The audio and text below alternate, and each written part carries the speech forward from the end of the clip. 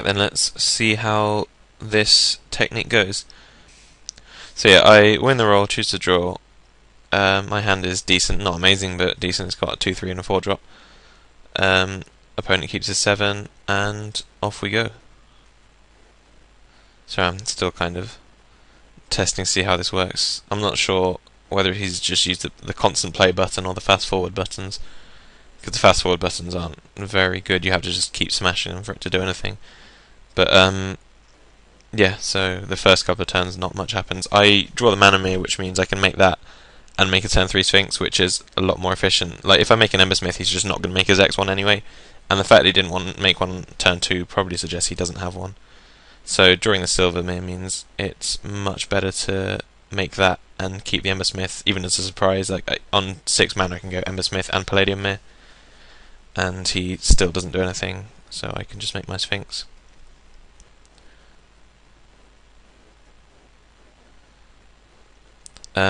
I draw a land, so basically the plan is just hit him for 4 and just make Embersmith. I'm not going to make Palladium Mirror just because I want to be able to try and get some value. If I draw another artifact, I might be able to double them up and kill the Morik replica. So yeah, there's not a whole lot of reason to play this. Like this has got him dead in 4 turns anyway, and it's unlikely that would speed up the clock. He makes Corpse Code, which suggests he's infect, and the replica is just for the card draw, which you can't really fault him for. I do like the odd Morik replica. So I've got a lot of options this turn. I have trying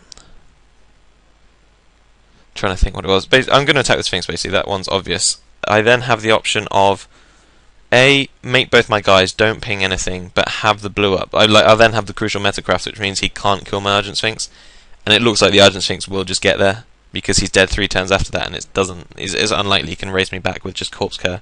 Even if he has a pump spell, I can just block it with Embersmith at some point, or even Argent Sphinx. Like I can attack, flick, block, flick. So yeah, so option A is just make 2 artifacts, be guaranteed Sphinx is safe. Option B is make 1 artifact, ping him, get some value out of it, and make it so that 2 more attacks with a Sphinx plus a Palladium Mirror attack kills him, or like an attack with Palladium Mirror or Embersmith kills him. That would then reduce, like I would then wouldn't be able to kill a 2-drop if I wanted to the turn after, but it would mean if I draw something else I can make Iron Mirror and there's something else and have a bunch of mana up, so I'll Metalcraft next turn. So that's kind of the via media, and the third option is just don't play anything. And I go for the third option. I'll start playing again. I go for the third option because the only real thing that can kill Sphinx with the mana he has at the moment is Grasp of Darkness, and so if he had it he would have played it last turn. Like there's Flesh Allergy too, but I mean it's unlikely that he's playing that. Like it's an uncommon and most people don't play it anyway. So yeah, he just he just attacks, makes a guy. Obviously don't block there because he's not going to kill me with the pump spell anyway. Attacks, makes a guy, passes. I then have a lot of options again this turn. Drawing the third artifact's pretty good. I think I do play this turn badly though. I'm going to attack him. That's a definite with this, so that'll put him to 8. I'm also definitely going to make Perilous Mirror and ping Ichor Mirror, just because it's like a free 2 for 1 or whatever. The other options, once I've done that, I'll have 4 mana. So either I can make Palladium, no ping, have the mana up. Palladium ping, don't have mana up, but put him almost like a turn quicker to losing, because I'll then have a bunch of 2-drops and he'll be on 7 life. A bunch of 2 power guys, sorry, and he'll be on 7 life. So that would be Sphinx plus 2 hit plus ping. Or I can like do the same with Iron Mirror, so make it ping him and have a 1/1 in play. It also means he's dead to Perilous Mirror, not even 2 power guy, but even Perilous Mirror. What I did though, as you can see, so Embersmith doubles up with that to kill Ichor Mirror. I then decided that pre-combat I want to ping him with my Iron Mirror and then attack with Embersmith. For some reason, like I kind of assumed he wouldn't block, or if he did block, he'd then draw 2 cards because he was digging for answers. Like I'm pretty far ahead. It's unlikely that's going to affect the outcome of the game. I did consider him just straight blocking, but I didn't think he'd do it. Basically, he did it, and it doesn't make a whole lot of difference. I again think about blocking, but don't block there because he can't kill me with pump spell anyway, and I want the metal craft. I then, like, I've still won this turn pretty much. I can just attack with a Sphinx and have a bunch of blockers next turn and win with the Sphinx the turn after. But during turn select means I win anyway, so who needs to play well when you get the nuts, basically. Welcome back for sideboarding. I'm on the draw again, sorry, he chose to play, and his hand's pretty much a keep. You don't need explanation on that. So, sideboarding, I took out a clone shell and put in a disperse, just because disperse is pretty good against infect in general, and clone shell can be a bit clunky. This turn, I have the option of Silvermere or Coppermere. You could argue that Coppermere is the better play, because, like, I don't mind him killing this in terms of colour. And Volition Range costs triple blue, sorry, and I only have double at the moment, so if he kills a Silvermere, I might not be able to cast Volition Range. But I decided on playing the Silvermere anyway over the Coppermere, because A, I didn't see any removal in game 1, like literally none. And B, if he does have removal, he's only got green mana and white mana at the moment, so he might not even have it, like he might need a swamp for his Fume Spitter or something.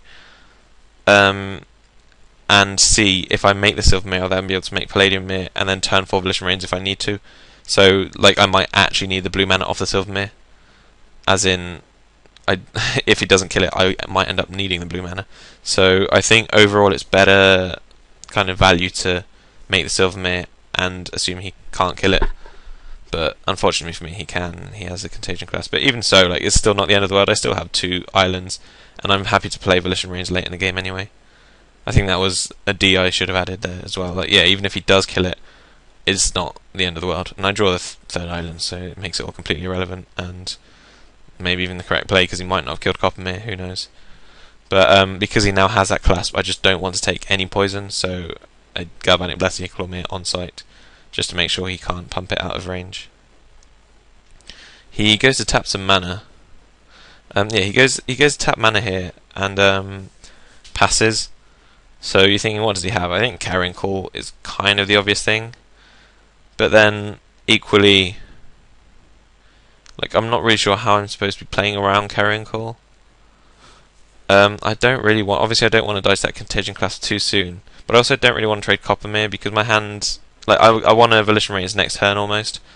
I might want a Volition Range Contagion class, so I don't want to lose my Coppermere, and I think I'd rather bluff the Galvanic Blast, in case he wants to go for a pump spell or something. So, yeah, I just block with Argent Sphinx, figuring, like, I might be able to, like, A, I can get the counters off by flicking, and B, no,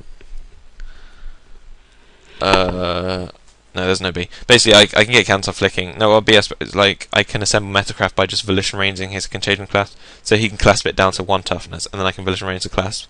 I lose a bit of value on the reins, but it doesn't really matter, because I'm still winning the race. He's dealing me 1 turn, I'm dealing him 4 after I flicked. So yeah, I think I draw a Cerebral Eruption, but it's too risky to just kind of go for that and keep bashing, especially because he can start clasping and kill my Sphinx.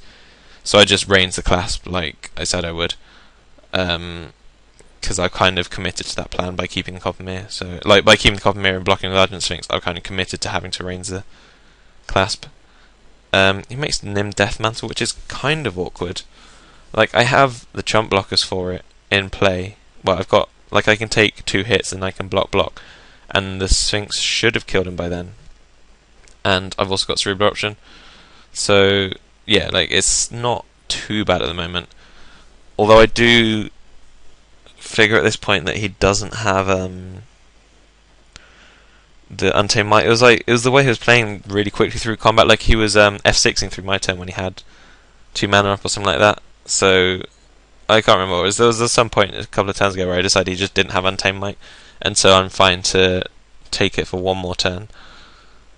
I draw the Sphinx here. Sorry, I'll just pause it for a second.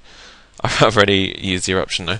But basically, I draw the Sphinx, which is a pretty good draw, obviously, and it means my options now are, like, I could attack with a Sphinx, make a Sphinx, flick my other Sphinx, pass, and then I've got 2 Sphinxes to block Cisbear and Icklormere, and a Coppermere on an insect, but I actually lose a Sphinx that way because I can't flicker twice. and I'm flickering one to bring it back to blockers. So I'd probably end up just blocking Sphinx and then these two on those two, or even just taking nickel on me. So I'd be like Sphinx, block, Cisbera, and on this. In which case the second Sphinx doesn't actually make that much difference, and it doesn't speed up my clock, because if I just attack with this, next turn I can attack with this again, make the Sphinx, and then he's still dead next turn. So making the Sphinx this turn doesn't speed up my clock in any way, and so I decide that, like, even if Eruption misses, I'm not actually dead, because I can just go block Sphinx there, block there, take one, go to 9, and then still have a chump blocker for this next turn, and 2 Sphinxes to block these 2 the turn after, because this will come back to Death Mantle. But if it does come back, if he draws an Infect guy, unless it costs 2 or less, he can't play it. So it's unlikely that he'll be able to go to 4 blockers next turn. 4 attackers next turn. And so he'll have 3 attackers and I'll have 3 blockers. So basically, making the second Sphinx doesn't speed up my clock. Whereas if I Eruption and hit, it basically wins the game right there. So I figure it's actually just best to attack with Sphinx, blink it, and Eruption, or like Eruption first, because I don't think it will change anything if I hit or miss. But I missed with Eruptions, and like I said, it doesn't make a whole lot of difference, because I was only blocking with 1 Sphinx next turn anyway. So yeah, I bring back the Sphinx, and I'm just going to do what I said, block this here, flick out the Sphinx, lose a Coppermere. Oh no, sorry, not flick out the Sphinx. Annoyingly, I can't flick out the Sphinx with damage on, which would be the standard procedure before. But he actually does me with Death Mantle, so the Carrying Call token dies, and he's down to 2 attackers. I'm not sure if you knew that or not, but I'm pretty sure he's happy to have a Cisbera over a Carrying Call token, unless he drew something good. But yeah, so I just flick out my Sphinx, make another Sphinx. At this point, yeah, go back to the game. At this point, I don't make the Cerebral Eruption, because if I miss, it's a lot worse than if I missed last turn. That's basically the reason. Not much more discussion to be had than that. Like, the 2 Sphinxes now means I can, like, I'm still chumping there and I'm still blocking there and flicking. But these mean that if Cerebral Eruption hits next turn, I just straight up win, basically. Unless he has another guy, which he does, which makes it a bit more awkward, but the blocking procedure doesn't change. I'm now in the situation of, if I draw a land, I just have to Eruption and hope I hit, and if I don't, I lose. But I draw a blocker, so it's actually better to just attack with a Sphinx, make a blocker, put him on 5, and leave him dead next turn. I can't actually blink a Sphinx out, but if it blocks Blight Mamba, he's still dead to it next turn. So this means he needs to have drawn a removal this turn. Attacking with this makes me think he's got Tainted Strike, and I get a bit worried because I figure like I probably played it badly and I could have just had him dead earlier if I'd like used the Cerebral Eruption more efficiently, or played the Sphinxes earlier or something. But he doesn't have it. I miss off Eruption just because I think he might have Dispersed, because he tapped this during his turn. But it doesn't matter, I just tap the Sphinxes and win. So yeah, thanks for watching round 1, see you for the next one.